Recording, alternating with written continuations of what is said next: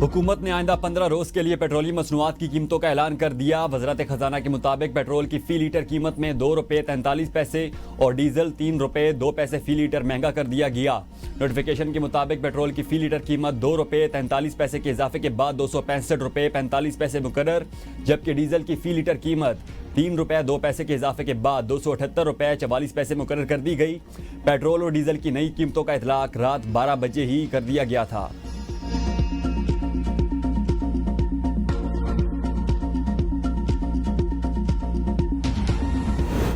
सियासत अपनी जगह मिलकर दहशतगर्दी का मुकाबला करेंगे। वज़ीर आज़म की वज़ीर आला खैबर पख्तूनख्वा को मिलकर चलने की पेशकश।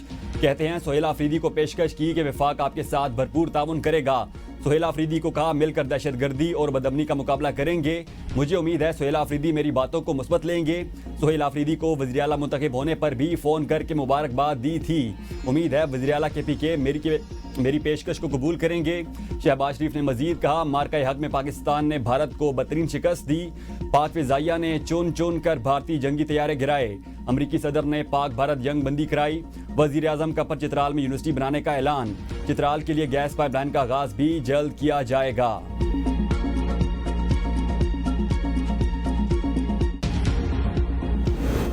खैबर पख्तूनख्वा की नई काबीना ने हल्फ उठा लिया। गवर्नर खैबर पख्तूनख्वा फैसल करीम कुंडी ने 10 वज़रा से हल्फ लिया।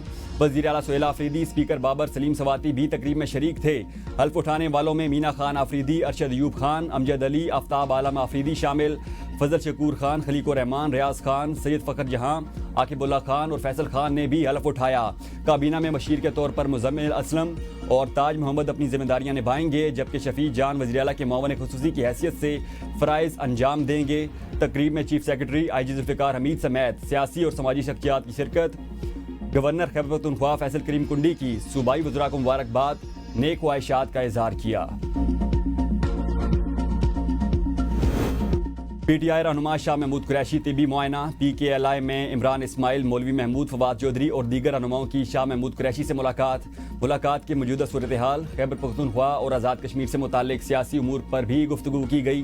ज़राए के मुताबिक PTI की पुरानी क़यादत शाह महमूद कुरैशी की रिहाई के बाद बानी की रिहाई के लिए तहरीक चलाएगी। फवाद चौधरी, असद उमर, इमरान इस्माइल, अली जैदी, महमूद मौलवी, सिब्तैन खान और दीगर रहनुमा बानी PTI से मुलाकात करके तहरीक की इजाज़त लेंगे। अल्लाह जानता है मैं बेगुनाह कैद हूँ, वही बाहर निकालने का सबब बनाएगा। मुल्क की सलामती के लिए दुआ गो हूँ। शाह महमूद कुरैशी की PKLI में गुफ्तगू। कहा अडयाला जेल में डॉक्टर्स ने बताया था पित्ते में पथरी है। उस वक्त कैद तन्हाई में था। अब पथरी बड़ी हो गई थी जिसकी वजह से इन्फेक्शन फैलने का खदशा था। डॉक्टर ने पित्ते की पथरी का ऑपरेशन कराने की हिदायत की, जिसकी वजह से अस्पताल दाखिल हूँ। अभी टेस्ट जारी हैं, 1-2 दिन में ऑपरेशन होना है।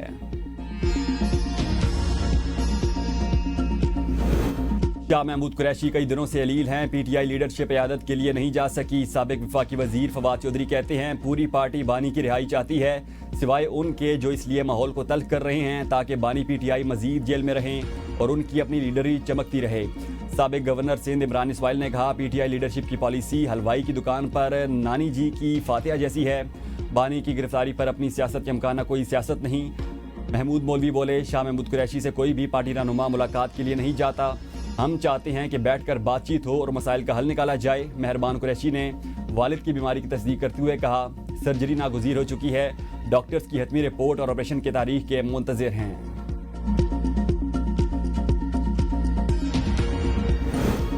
पाकिस्तान तहरीक इंसाफ के को रहनुमा को अस्पताल मुंतकिल कर दिया गया। ज़राए के मुताबिक मियां महमूद रशीद को जना अस्पताल मुंतकिल कर दिया गया। मियां महमूद रशीद के मुख्तलिफ टेस्ट किए जा रहे हैं। मियां महमूद रशीद को सीने में इन्फेक्शन बताया गया है। ज़राए का यह भी कहना है कि इससे पहले PTI रहनुमा उमर सरफराज चीमा भी अस्पताल में दाखिल हैं।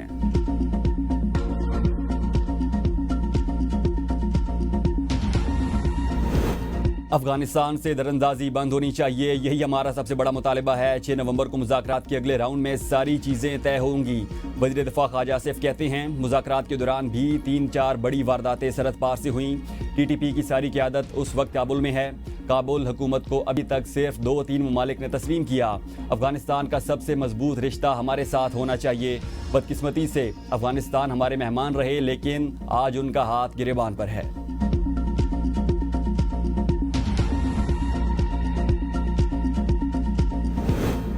अमन को एक और मौका देने की कोशिश काम कर गई। पाकिस्तान और अफगानिस्तान जंग बंदी जारी रखने पर मुत्तफिक। कवायद और ज़वाबित 6 नवंबर को अगले इजलास में तय किए जाएंगे।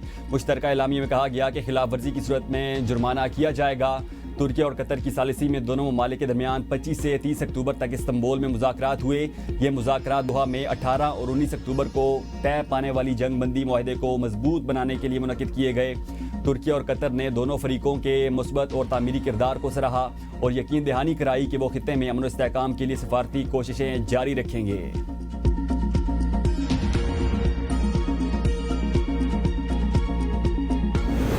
आज़ाद कश्मीर भी पीपल्स पार्टी हुकूमत बनाने की पोजीशन में आ गई। नए वज़ीर-ए-आज़म के नाम का ऐलान इस्लामाबाद से नहीं कश्मीर से होगा।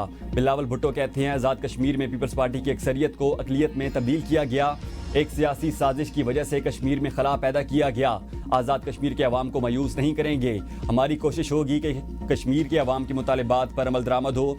आलमी सतह पर पीपल्स पार्टी ने कश्मीर की आज़ादी की लड़ाई लड़ी। हमारी जमात कश्मीरियों की हर फोरम पर भरपूर नुमाइंदगी करती है। कश्मीरियों से वादा करता हूं कि आपकी नुमाइंदगी करूंगा, मायूस नहीं करूंगा।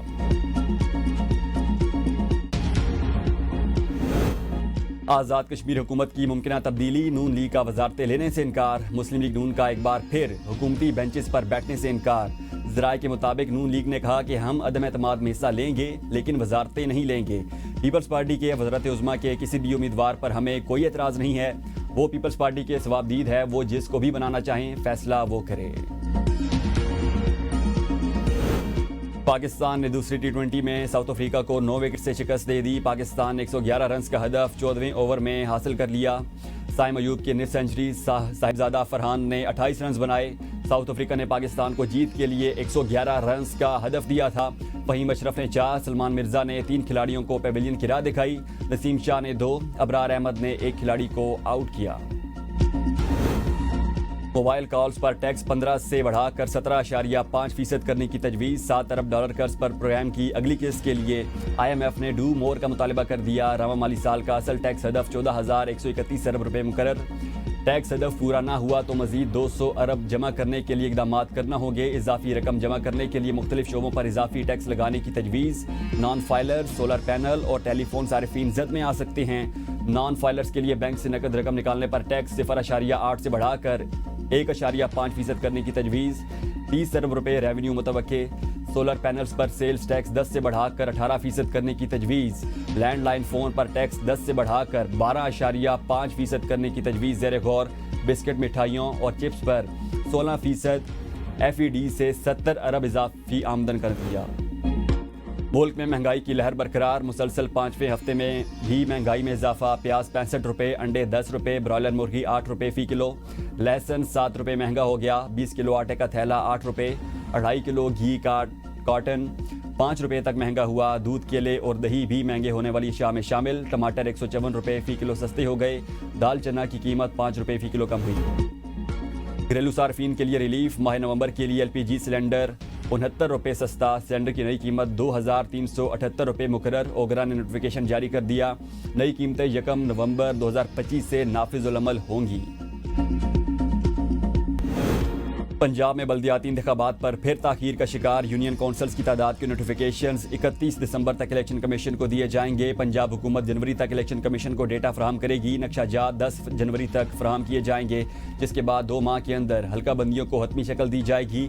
इलेक्शन कमीशन का कहना है कि बल्दियाती इंतखाबात पंजाब हुकूमत और इलेक्शन कमीशन की जिम्मेदारी है। पंजाब हुकूमत अपनी जिम्मेदारी पूरी करे, इसके बाद इलेक्शन कमीशन हल्का बंदियों का आगाज कर सकता है। इलेक्शन कमीशन की शेड्यूल पर अमल की हिदायत।